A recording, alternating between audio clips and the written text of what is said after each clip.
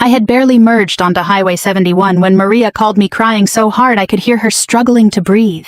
"Ma'am," she whispered, "don't go home. Pull over and check the cameras." I felt my hands tighten around the steering wheel. "What happened? Please, just look." There are moments when your body understands danger before your mind does. Mine did then. I took the next exit, pulled into the parking lot of a closed barbecue place, and stopped beneath a faded sign advertising brisket by the pound. My in-laws had been inside Austin Bergstrom Airport less than 20 minutes earlier, smiling beside their matching blue suitcases. They were headed to Seattle supposedly before boarding an Alaskan cruise. My mother-in-law Judith had hugged me longer than usual. "Take care of yourself, Rachel," she'd said. At the time I thought she was being kind. I was 44 years old, a captain in the United States Army, and stationed at Fort Cavazos. I had spent 22 years learning how to stay calm when plans fell apart. I had handled convoy delays, missing equipment, and young soldiers calling home with bad news. But sitting in that parking lot with my phone in my hand, I felt like I had forgotten how to breathe. I opened the security app. The first camera showed our front porch in Killeen, empty. The second showed the kitchen. Nothing. Then I tapped the living room feed. My husband was standing beside the couch with his hands around another woman's waist. Daniel kissed her slowly, comfortably, like this was not the first time. She wore my cream cardigan, the one I kept folded in the hallway closet because the house was always too cold. A half-empty bottle of wine sat on the coffee table. Daniel had opened the good Cabernet my battalion commander gave me after our last inspection. For several seconds I simply watched. Then the woman laughed and touched his face. Daniel smiled at her in a way I had not seen directed at me in years. My phone slipped against my palm. I caught it before it hit the floorboard. "Maria," I said when I called her back, "where are you?" "In the laundry room." "What are you doing there?" "I came back for my blood pressure pills. I heard voices. I thought you came home early." "Can they see you?" "Number. Leave through the garage. Don't take anything except your purse." She hesitated. "Mrs. Morgan, I'm sorry." "Maria, listen to me. This is not your fault." My voice sounded steady. I was grateful for that, even if the rest of me was not. I saved the video to my phone, then sent a copy to my personal email. Training took over. Preserve the evidence. Confirm the facts. Do not rush into a bad situation. Just as I reached for the ignition, movement appeared on the living room screen. A blue suitcase rolled into view. The same blue suitcase I had watched my mother-in-law take through the airport doors. Then Judith stepped into my living room laughing. For a second I convinced myself I had to be looking at an old recording. There had to be some explanation. Maybe the airport camera had glitched. Maybe Judith had forgotten something before security and turned back. Maybe I was tired after another long week at Fort Cavazos. Then I noticed the timestamp in the corner. 11:47 a.m. Live. I watched Judith set the suitcase beside the couch while Daniel wrapped an arm around her shoulders. "Well," she said with a grin that was easier than I expected. The woman Daniel had been kissing laughed. "I honestly thought she'd insist on walking you all the way to security." Daniel shrugged. "She never questions family." My stomach dropped. Not because of the affair anymore. Because all three of them were laughing together. Maria had been right. This wasn't some secret relationship my husband had desperately tried to hide. His parents knew. Maybe they had always known. I forced myself to keep watching instead of reacting. Years in the Army had taught me something valuable. Panic makes people careless. Patience lets you see the whole battlefield. Judith looked toward the dining room. "Did Maria leave?" "I think so," Daniel answered. "She cleaned this morning." The other woman frowned. "You're sure she didn't see me?" Daniel waved a dismissive hand. "She's 61. She barely notices anything." I nearly laughed. Not because it was funny. Because Maria had probably noticed more about our marriage than I had. I immediately called her again. She answered on the first ring. "I'm driving," she whispered. "Good. I'm so sorry." "You don't owe me an apology." "I should have told you sooner." "Sooner?" There was silence. Finally she sighed. "I've seen that woman before." I closed my eyes. "How many times?" "I don't know exactly." Another pause. "Maybe 6. The number hit me harder than the kiss. 6 visits. Not one mistake. Not one terrible decision. A routine. "You never saw anything inappropriate?" I asked quietly. "No." "So why didn't you tell me?" "I wasn't certain. Mr. Morgan always said she was a client." That sounded exactly like Daniel. Always a reasonable explanation. Always calm. Always convincing. Maria continued.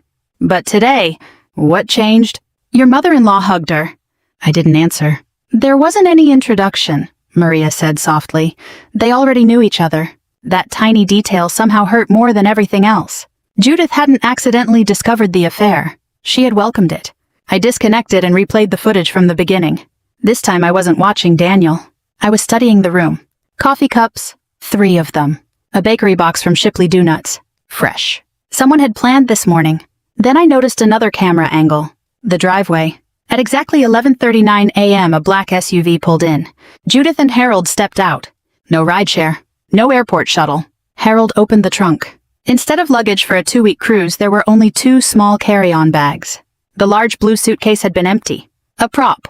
They had never intended to leave Texas. I zoomed in until the picture became grainy. Harold shook Daniel's hand. Then he hugged the other woman. Not politely. Like family. A memory surfaced without warning. 3 months earlier, Judith had canceled Sunday dinner because she and Harold were spending the weekend in Waco. Daniel hadn't gone with me to church that morning. He claimed he had an important client meeting. I suddenly wondered if they had all spent that weekend together. How many holidays? How many birthdays? How many times had I walked into a room after everyone had already stopped talking? My phone buzzed. A text from Daniel. Hope your drive back is safe. Love you. I stared at the screen for several long seconds.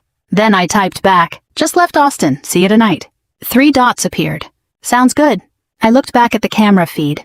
Daniel smiled as he sent the message. Then he kissed the woman again. And a few seconds later, Judith walked over carrying a thick manila envelope. Across the front, written in black marker, was one word. Attorney. I sat in my truck for another 10 minutes without turning the engine back on. The July sun beat against the windshield and the air conditioner struggled to keep up. Around me, people came and went from the barbecue restaurant as if it were any other Tuesday. A retired couple climbed into an RV. A father helped his little granddaughter into a pickup truck. Normal life carried on. Mine had quietly fallen apart. I took one slow breath and called my battalion executive officer. Sir, this is Captain Morgan. Rachel, you headed back yet? I'm running into a family emergency. I'll make the briefing remotely if that's acceptable. There was a brief pause. You've never asked for special treatment. Take care of your family. Thank you, sir.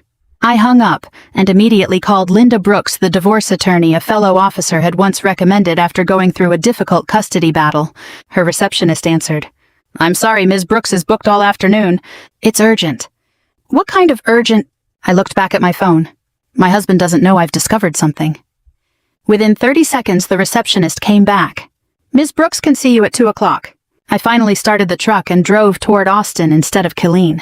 Linda's office overlooked Lady Bird Lake. She was probably in her early 60s, calm, neatly dressed, and carried herself with the confidence of someone who had seen every kind of divorce imaginable.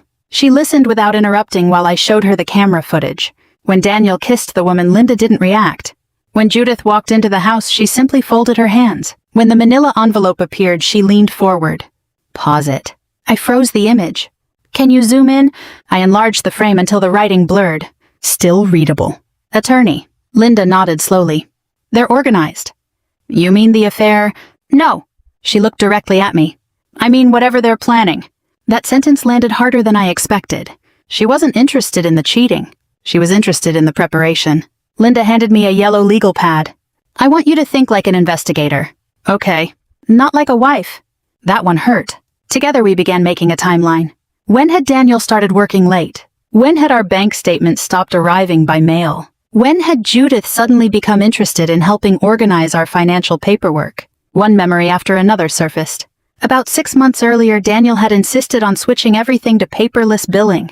It'll save clutter, he'd said. I had agreed without thinking. Another memory.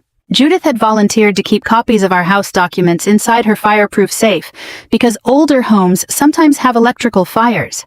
At the time, it sounded thoughtful. Now it sounded calculated. Linda circled both events. They were building something. Before leaving, Linda gave me one instruction. Don't confront anyone. I don't think I can pretend.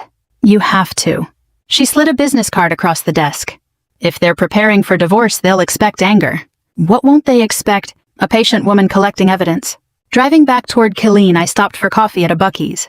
Normally, I loved wandering through the aisles, picking up beef jerky or pecan pralines for soldiers in my office. That afternoon, I barely tasted the coffee. My phone buzzed. Daniel. Hey, babe, he said cheerfully. How's the drive? Fine. You still coming home for dinner? I should be. Mom and Dad just landed. I nearly laughed. Landed already? Yeah, flight was early. The lie came so naturally. No hesitation. No stumble. Nothing. After we hung up, I pulled into a quiet parking space and reopened the driveway footage. The timestamp was unmistakable. At 11:39 a.m., my in-laws had walked into my house. At 11:52 a.m., Daniel had texted me that they were boarding. Now barely 2 hours later, he claimed they'd already landed. 3 impossible stories. One confident liar. I started the truck again. Then another thought hit me. If Daniel was willing to lie this casually about something I could eventually verify, what else had he already hidden? That evening, after logging into our joint investment account for the first time in months, I found my answer. Nearly $186,000 was gone. I stared at the screen until the numbers stopped looking real. $186,247.18. That was how much had disappeared from one of our joint investment accounts. Not withdrawn all at once. Transferred. Small amounts over nearly 8 months. $10,000 here. $15,000 there. $25,000 after Christmas. Each transaction had a bland description like portfolio adjustment or asset reallocation. If I hadn't been looking for trouble, I probably never would have questioned any of it. I took screenshots of every page before logging out. Then I sat at my kitchen table listening. The house was quiet. Daniel was upstairs taking a shower, humming to himself. Just an hour earlier, he had kissed me on the forehead and asked if I wanted grilled salmon for dinner. I had smiled. That sounds nice? The words tasted like cardboard. For 18 years, I had believed I knew this man better than anyone. Now I wasn't sure I had ever really known him at all. The next morning, I drove back to Austin before reporting to Fort Cavazos. Linda already had a legal assistant waiting with a checklist. Today, she said, we collect facts. Feelings can wait. It sounded cold. Oddly enough, it helped. We spent nearly 3 hours going through every account I could remember. Checking, savings, retirement, brokerage, college savings for our niece whom we'd promised to help through nursing school. Linda frowned more with each document. Rachel, has your husband always handled the finances? Mostly. And you trusted him? Completely. She nodded without judgment. That's common. Then she turned her computer screen toward me. I searched Bell County property records. 3 properties appeared. Our home, a small rental house, and a lake cabin outside Burnett. I blinked. We don't own a cabin. Linda pointed at the ownership history. No. She paused. But Daniel did. According to the records, he had transferred the cabin to Judith for $1 6 weeks earlier. $1. I actually laughed. Not because it was funny, because it was so absurd. You don't sell a lake house for $1. No, Linda agreed. You hide it. That afternoon, I met Maria at a small cafe in Harker Heights. She looked exhausted. I hardly slept. I know the feeling. She wrapped both hands around her coffee cup. I keep wondering if I should have said something months ago. I reached across the table. You told me the moment you knew. I suspected. That's different. She looked down. I've worked for your family for 10 years. No. She looked confused. You've worked for me. Her eyes filled with tears. I couldn't betray you. You didn't. For the first time in 2 days, I felt something besides anger. Gratitude. Without Maria, I would still be living inside Daniel's carefully built illusion. Life on base continued as if nothing had changed. Morning formation. Staff meetings. Equipment readiness reports. One afternoon, a young lieutenant complained because a supply shipment was arriving 2 hours late. Normally, I would have smiled. Instead, I found myself thinking how strange life was. One part of my world was collapsing. The other expected me to discuss fuel inventories and maintenance schedules. Somehow that routine became comforting. The Army didn't care about my marriage. The Army simply expected me to do my job, and I still could. That Friday evening, Linda called. I have good news and bad news. I'll take the bad first. I believe Daniel intends to file for divorce. I wasn't surprised. And the good? He's already chosen the timing. What do you mean? He isn't planning to serve you now. A chill ran through me. Linda continued. He's waiting until after your 6-week training deployment to Fort Irwin next month. I closed my eyes. Of course. He wanted me hundreds of miles away while he emptied the house. He thought distance would leave me too overwhelmed to fight back.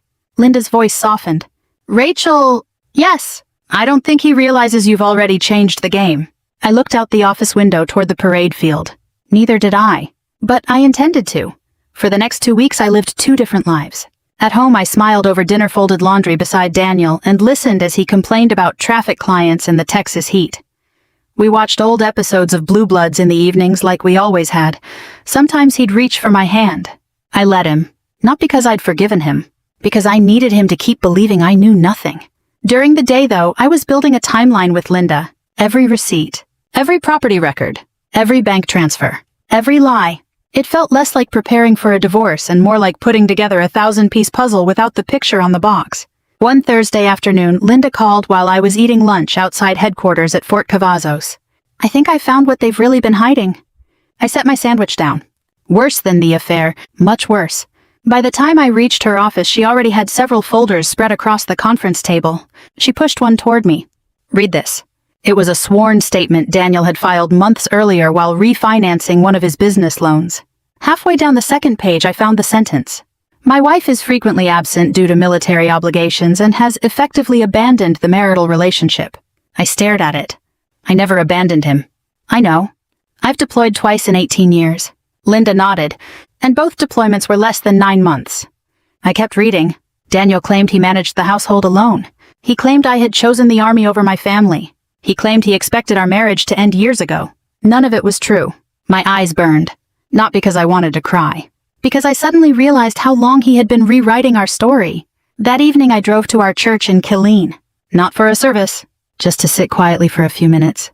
Pastor Allen happened to walk through the fellowship hall. Rachel. He smiled warmly before noticing my expression.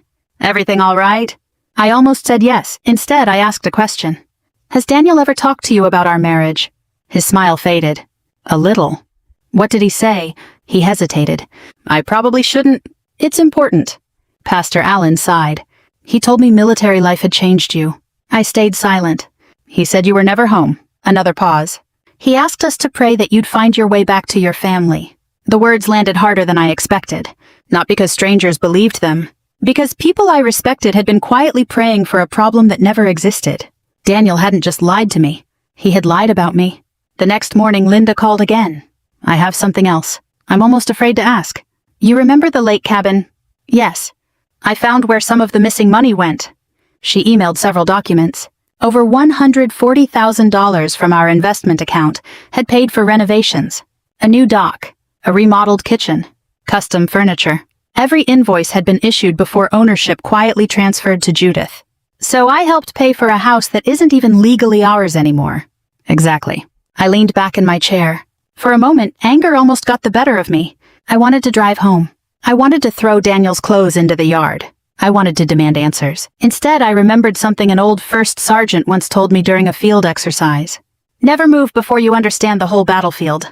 He wasn't talking about marriage, but the advice still fit.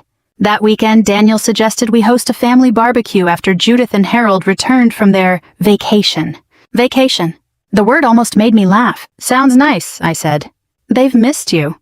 I'm sure they have. Daniel smiled. You know, Mom says you've been distant lately? I looked him straight in the eyes. Has she? He nodded without the slightest hint of guilt. Then he kissed my forehead and walked into the kitchen. A minute later, my phone buzzed. It was Linda. Just one sentence. We found someone willing to talk, and it's not who you think. I had no idea that the person about to change everything wasn't Daniel's accountant. It was the woman he'd been risking our marriage for. I expected Daniel's mistress to slam the door in my face. Instead, she answered my phone call with one exhausted sentence. I've been wondering when you'd find me. Her name was Emily Carter. She was 38, worked as a pharmaceutical sales representative out of Waco, and sounded nothing like the woman I'd imagined over the past few weeks. She sounded tired.